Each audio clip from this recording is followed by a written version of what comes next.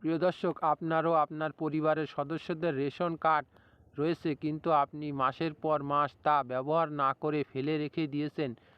সাবধান হতে হবে। এমনটাই কিন্তু ভুলেও আর করবেন না। দেশের রেশন ব্যবস্থার বিরাট পরিবর্তন আনছে কেন্দ্রীয় সরকার।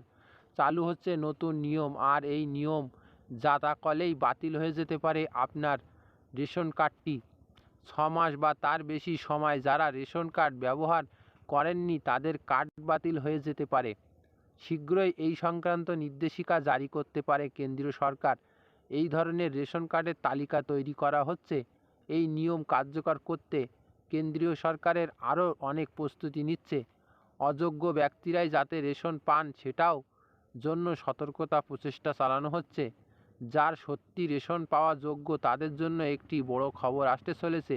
একই সঙ্গে যারা অযোগ্য হয়ে রেশন নিচ্ছেন তাদের জন্য এটা বড় ব্যবস্থা সহজ করা হচ্ছে। ঠিক তেমনই অযোগ্যদের বিরুদ্ধে কঠোর শাস্তি ঘোষণা করা হয়েছে। প্রধানমন্ত্রী গরিব কল্যাণ অন্ন যোজনার একজন সুবিধাভোগী হন তাহলে এই খবরটি শুধুমাত্র আপনার জন্য। মোদী সরকারের জনপ্রিয় প্রকল্পগুলির মধ্যে অন্যতম এই প্রধানমন্ত্রী গরিব কল্যাণ অন্ন যোজনা।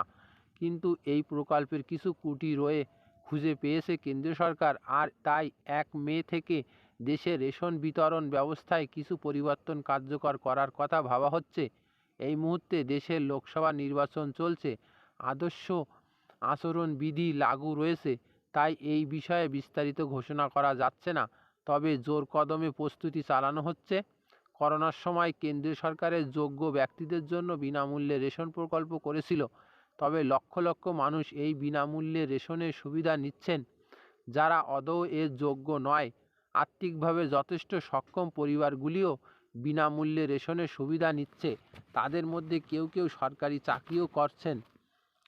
এখন সরকার জেলা পর্যায় থেকে এমন অযোগ্যদের নাম মুছে ফেলার প্রস্তুতি নিচ্ছে। অনুসন্ধান শেষে এই ধরনের ব্যক্তিদের নাম মুছে ফেলা হবে।